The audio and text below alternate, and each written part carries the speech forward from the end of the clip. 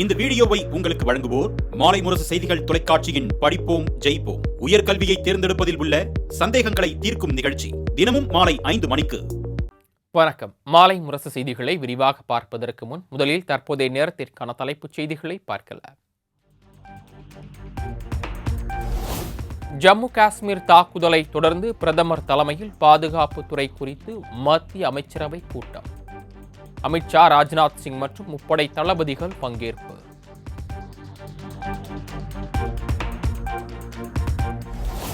ஜம்மு காஷ்மீரில் நிலவும் பதற்றமான சூழல் மற்றும் நாடு முழுவதும் பாதுகாப்பை தீவிரப்படுத்தும் விவகாரம். உள்துறை அமைச்சர் அமித்ஷா, ராஜ்நாத் சிங் உள்ளிட்ட அமைச்சர்களின் சுற்றுப்பயணங்கள் ரத்து.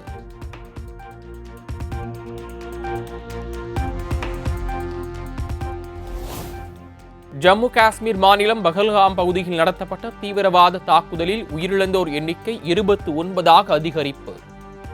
சுற்றுலா பயணிகள் பலர் படுகாயமடைந்துள்ளதாகவும் பலி எண்ணிக்கை மேலும் அதிகரிக்கக்கூடும் எனவும் அச்சம்.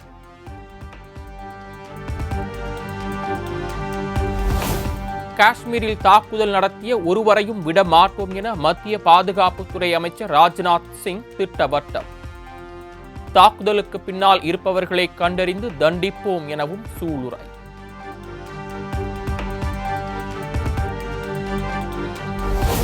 ஜம்மு காஷ்மீருக்கு சுற்றுலா சென்றிருந்த 35 தமிழர்கள் பாதுகாப்பாக டெல்லி திரும்பினர். இன்று இரவு ரயில் மூலமாக தமிழகம் அனுப்பி வைக்கப்படுவார்கள் என திமுக எம்பி திருச்சி சிவா பேட்டி. அவர்களுக்கு தேவையான உதவிகளை முதல்வருடைய ஆலோசனைப்படி இங்கே தர இருக்கிறோம். உணவு வழங்கி இரவு அவர்கள் தமிழ்நாடு சென்னை திரும்ப இருக்கின்றார்கள். ஆக தமிழ்நாடு முதலமைச்சருடைய இந்த சீரிய உடனடி நடவடிக்கை பலருக்கு பெரிய உதவியாக ஆறுதலாகும்.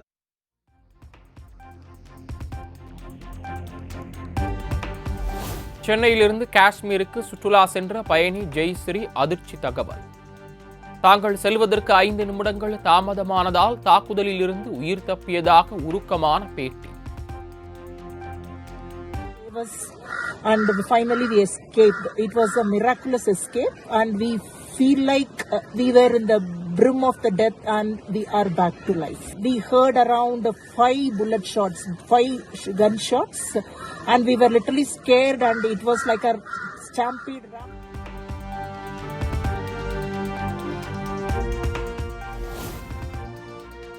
கண் முன்னே தனது கணவரை தீவிரவாதிகள் சுட்டுக் கொன்றதாக கர்நாடக தொழிலதிபர் மஞ்சுநாத்தின் மனைவி உருக்கம். இங்கே நடந்ததை உங்கள் பிரதமரிடம் போய் கூறுங்கள் என்று தீவிரவாதிகள் ஆர்ப்பரித்ததாகவும் கண்ணீர் பேட்டி.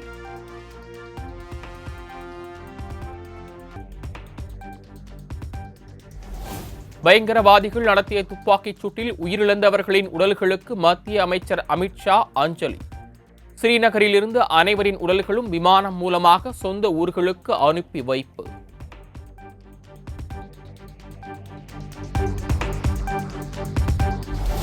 ஜம்மு காஷ்மீர் தீவிரவாத தாக்குதலில் உயிரிழந்தவர்களின் உடலுக்கு முதலமைச்சர் உமர் அப்துல்லா இறுதி அஞ்சலி.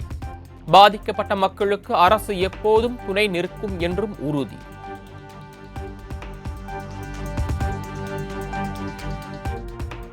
பஹல்காம் மருத்துவமனையில் சிகிச்சை பெற்று வருவோரை நேரில் சந்தித்து ஆறுதல் கூறினார் உள்துறை அமைச்சர் அமித்ஷா. பாதிக்கப்பட்டவர்களின் உடல்நலம் மற்றும் சிகிச்சை முறை குறித்து மருத்துவர்களிடம் கேட்டறிந்தார்.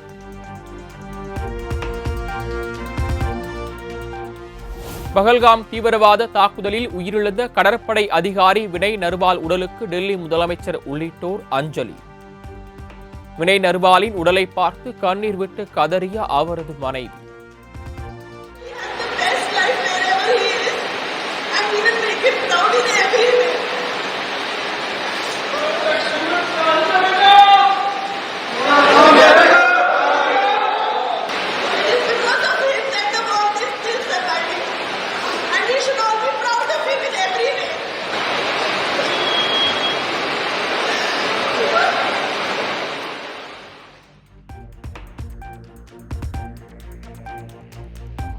ஜம்மு காஷ்மீரின் பஹல்காம் பகுதியில் தாக்குதலில் ஈடுபட்ட தீவிரவாதிகளின் 4 பேரின் புகைப்படங்கள் வெளியீடு. ஆசிப் உள்ளிட்ட 4 பேரும் 1 மாதமாக திட்டமிட்டு தாக்குதல் நடத்தியதாக விசாரணையில் தகவல்.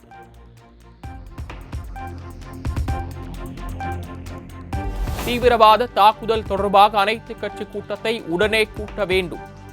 காங்கிரஸ் தலைவர் மல்லிகார்ஜுன கார்கே வலியுறுத்தார்.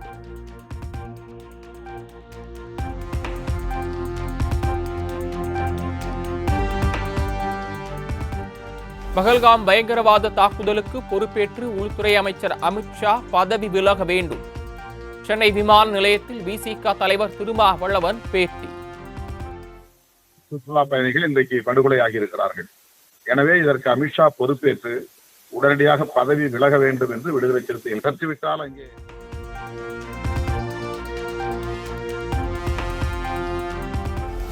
தேச பாதுகாப்பில் இந்தியா கூட்டணி கட்சிகள் அரசியல் செய்வதை கைவிட வேண்டும். அனைவரும் ஒன்றுபட வேண்டிய அவசர காலத்திலும் அரசியல் செய்யக்கூடாது என்றும் தமிழக பாஜக தலைவர் நயினார் நாகேந்திரன் வலியுறுத்தார்.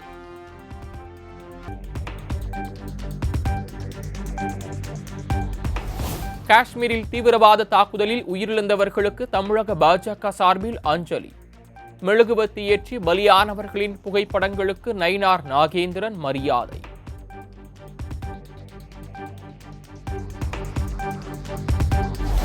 பஹல்காமில் நடந்த பயங்கரவாத தாக்குதலுக்கும் தங்கள் நாட்டிற்கும் எந்த தொடர்பும் இல்லை. பாகிஸ்தான் பாதுகாப்புத்துறை அமைச்சர் கவாஜா ஆசிப் விளக்கம்.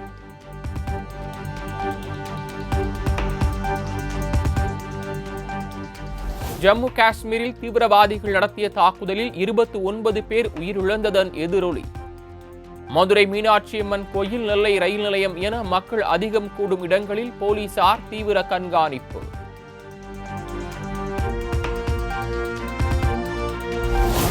ஜம்மு காஷ்மீரில் தீவிரவாதிகள் நடத்திய துப்பாக்கிச் சூட்டில் 29 பேர் கொல்லப்பட்டதன் எதிரொலி.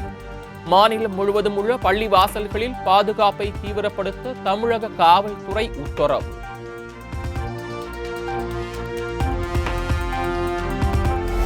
தமிழகத்தில் உள்ள அனைத்து பள்ளிகளும் ஜூன் 2ஆம் தேதி முதல் திறப்பு.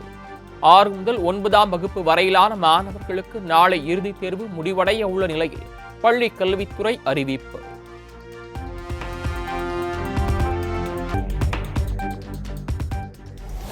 அதிமுக சட்டமன்ற உறுப்பினர்களுக்கு எடப்பாடி பழனிசாமி இல்லத்தில் விருந்து.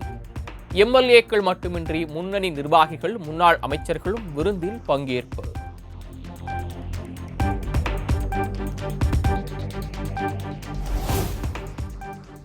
செந்தில் பாலாஜி அமைச்சராக பதவியேற்க அனுமதி வழங்கவில்லை என உச்சநீதிமன்றம் கருத்து. அமைச்சர் பதவியா ஜாமீனா என்பதை திங்கட்கிழமைக்குள் தெரிவிக்க நீதிபதிகள் கெடு.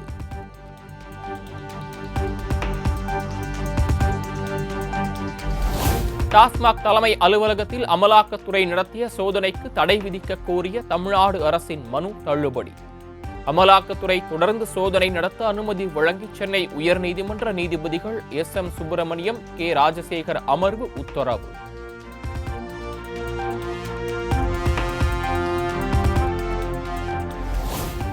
சொத்து குவிப்பு வழக்கில் அமைச்சர் துரைமுருகனை விடுவித்த உத்தரவு ரத்து. லஞ்ச ஒழிப்புத்துறை தாக்கல் செய்த மறு ஆய்வு மனு மீது சென்னை உயர்நீதிமன்றம் உத்தரவு.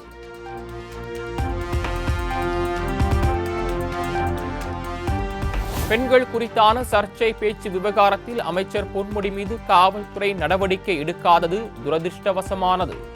மத உணர்வுகளை அவமதிக்கும் வகையில் பொன்முடி பேசி உள்ளதாகவும் சென்னை உயர்நீதிமன்றம் அதிருப்தி.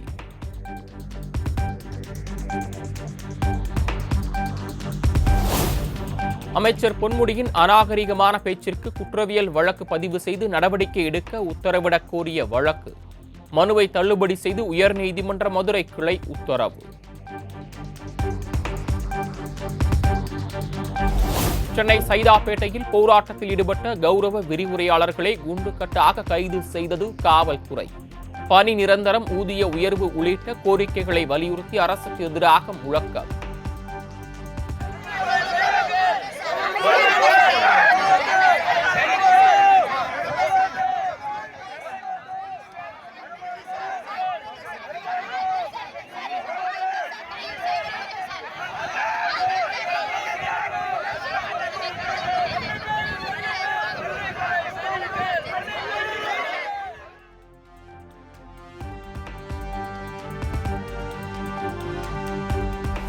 வார விடுப்பு வழங்க தவறினால் காவலர்கள் நேரடியாக நீதிமன்றத்தை அணுகி அவமதிப்பு வழக்கு தொடரலாம்.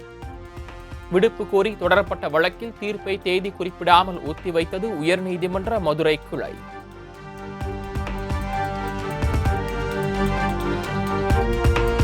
வீட்டுப்பாடம் செய்யாத மாணவரை 400 முறை தோப்பு கரணம் போடச் செய்த விவகாரம்.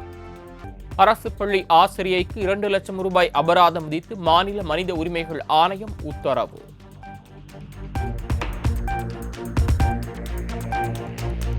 தஞ்சை மாவட்டம் பொன்னமராவதியில் களை கட்டிய ஜல்லிக்கட்டு போட்டி.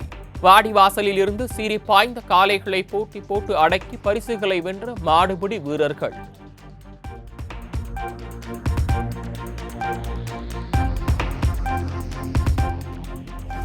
ஆளுநருக்கும் மாநில அரசுக்கும் இடையே அதிகார மோதல் என வெளியாகும் தகவலுக்கு ஆளுநர் மாளிகை மறுப்பு.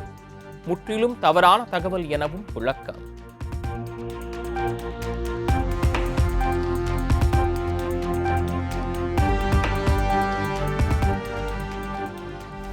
சென்னை விமான நிலையம் கிளாம்பாக்கம் மெட்ரோ ரயில் வழித்தட விரிவாக்கத்திற்கு தமிழ்நாடு அரசு ஒப்புதல்.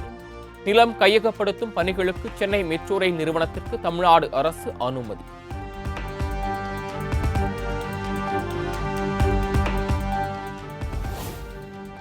யுபிஎஸ்சி தேர்வில் நான் முதல்வன் திட்டத்தில் பயின்றவர்கள் தேர்ச்சி பெற்றுள்ளனர்.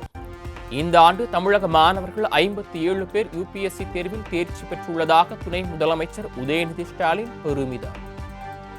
57 மாணவர்கள் 50 மாணவர்கள் நான் முதல்வன் திட்டத்தின் கீழ் ஊக்கத்தொகை பெற்றவர்கள். அதில் 18 பேர் நான் முதல்வன் உறைவிட பயிற்சி திட்டத்தால் பயன்பெற்றவர்கள் என்பதை இங்கே நான் பெருமையோடு கூறிக்கொள்ள விரும்புகின்றேன். நான் முதல்வன் திட்டத்தால் பயனடைந்த தம்பி சிவச்சந்திரன் யுபிஎஸ்சி தேர்வில் தமிழ்நாடு அளவில் முதல் இடத்தையும் ஆல் இண்டியா ரேங்கிங்கில் அகில இந்திய அளவில் 23வது இடத்தையும் பிடித்திருக்கின்றார். அதேபோல் தங்கை மோனிகா அகில இந்திய அளவில் 39வது இடத்தை பிடித்து சாதனை படைத்திருக்கின்றார்.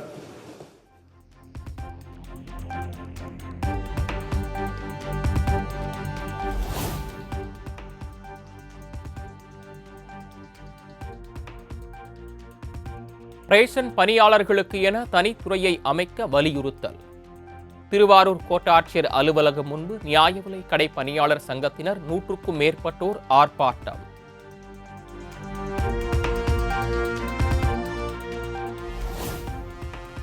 தூத்துக்குடி NTPL அனல் மின் நிலைய ஒப்பந்த ஊழியர்கள் 7வது நாளாக கண்களில் கருப்பு துணி கட்டி போராட்டம். 800 மெகாவாட் மின்சார உற்பத்தி பாதிப்பு, தொடர் போராட்டங்களில் ஈடுபட உள்ளதாக அறிவிப்பு.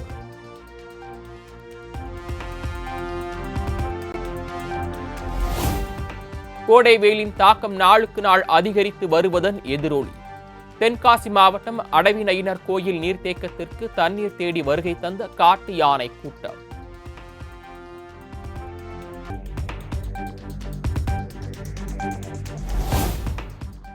துருக்கியின் இஸ்தான்புல் நகரில் சக்தி வாய்ந்த நிலநடுக்கம்.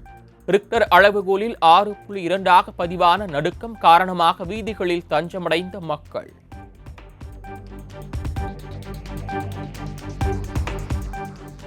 துருக்கியில் 6.2, 3.9 மற்றும் 4.4 என அடுத்தடுத்து 3 முறை நிலநடுக்கம்.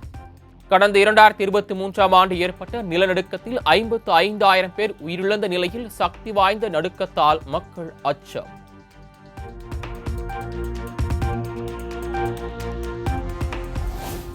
காசாவில் இஸ்ரேலிய ராணுவம் நடத்திய வான்வழி தாக்குதலில் 19 பேர் பலி. குடியிருப்பு பகுதிகளில் நடத்தப்பட்ட தாக்குதலில் குழந்தைகள், பெண்கள் உள்ளிட்டோர் கொல்லப்பட்டதாக தகவல்.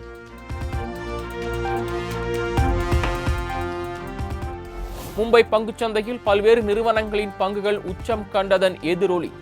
குறியீட்டு எண் சென்செக்ஸ் 80,000 புள்ளிகளாகவும், நிப்டி 24,329 புள்ளிகளாகவும் வர்த்தகம் நிறைவு. தமிழகத்தில் வரும் 26ஆம் தேதி வரை 3 டிகிரி செல்சியஸ் வரை வெப்பநிலை அதிகரிக்கக்கூடும். தமிழகம், புதுச்சேரி, காரைக்காலில் மிதமான மழைக்கு வாய்ப்புள்ளதாகவும் வானிலை ஆய்வு மையம் தகவல்.